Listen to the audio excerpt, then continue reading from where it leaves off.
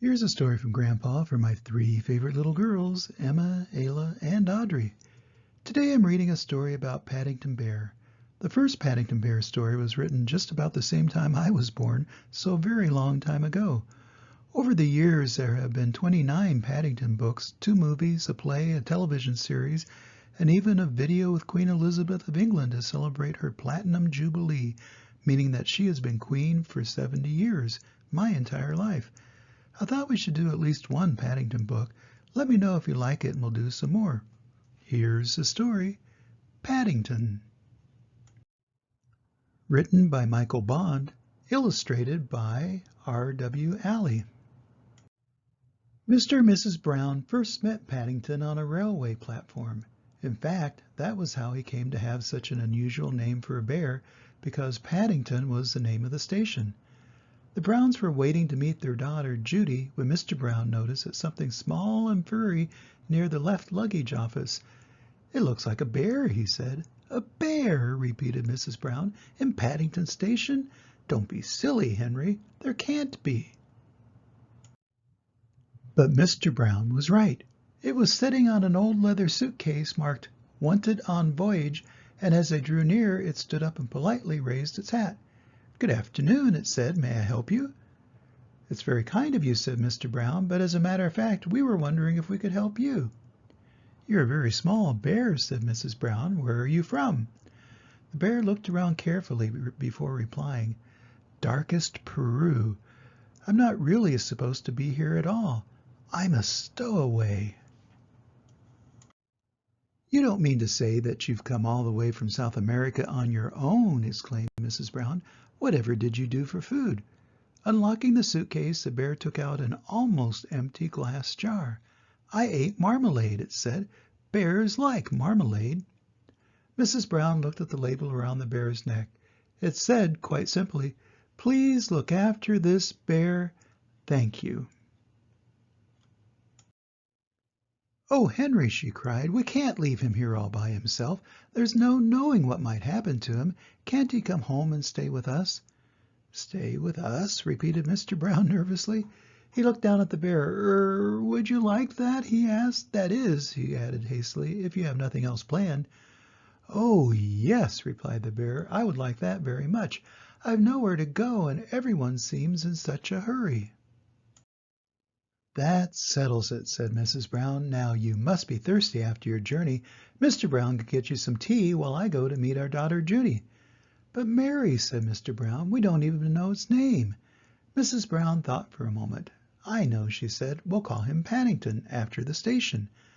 "Paddington," the bear tested it several times to make sure. "It sounds very important." Mr. Brown tried it out next. "Follow me, Paddington," he said. "I'll take you to the snack bar."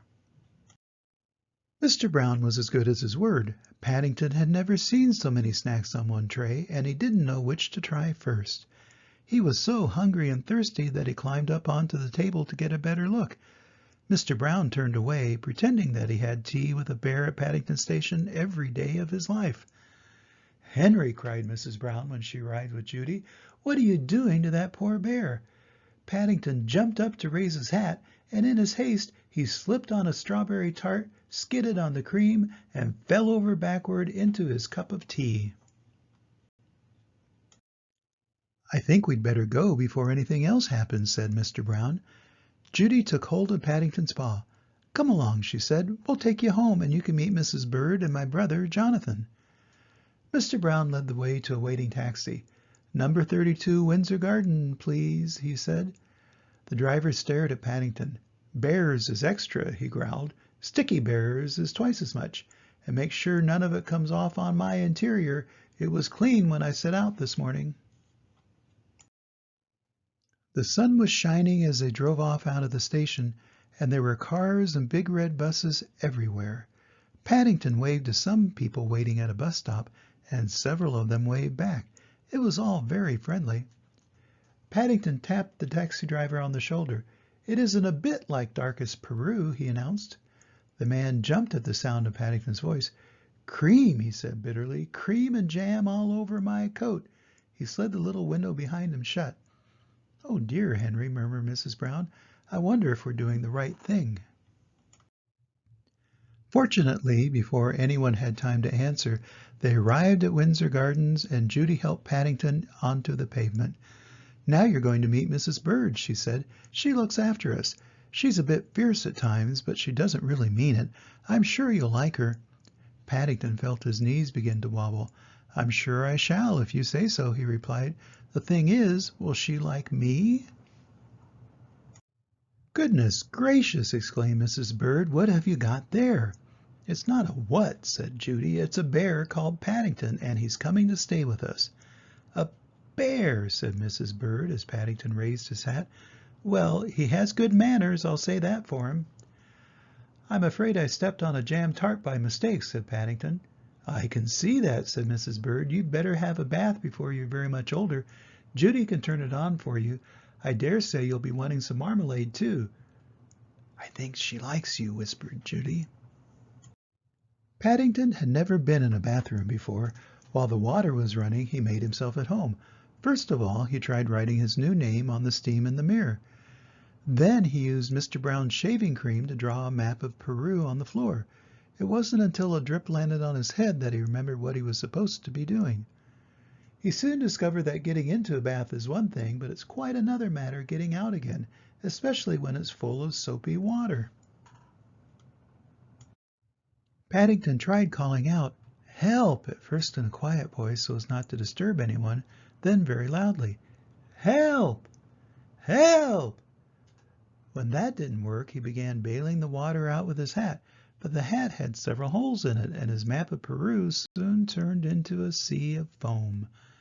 Suddenly Jonathan and Judy burst into the bathroom and lifted a dripping Paddington onto the floor.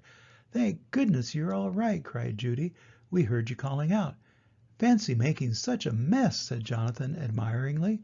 "You should have pulled the plug out." "Oh," said Paddington, "I never thought of that."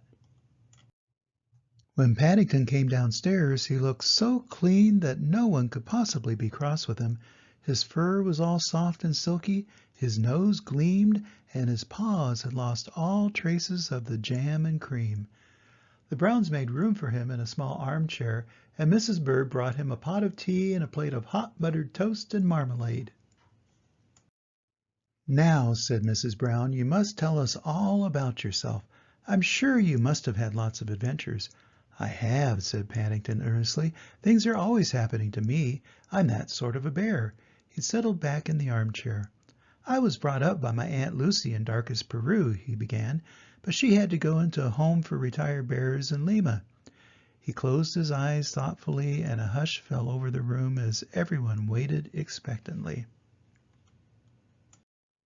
After a while, when nothing happened, they began to get restless. Mr. Brown tried coughing. Then he reached across and poked Paddington. "Well, I never," he said. "I do believe he's fast asleep." "After all that's happened to him," said Mrs. Brown, "is it any wonder?" And that's the end of the story. The author of this book asks us to believe that it is quite normal for a family to find a talking bear at the train station and ask him to come home and live with them. And in this story, it does seem quite normal, and even a very nice thing. If you found a talking bear at the train station, would you ask him to come home and live with you? You probably would, and so would I. Be sure to let me know if you want to see more Paddington stories. Always remember that Grandpa loves you, and I hope to see you soon. Bye-bye.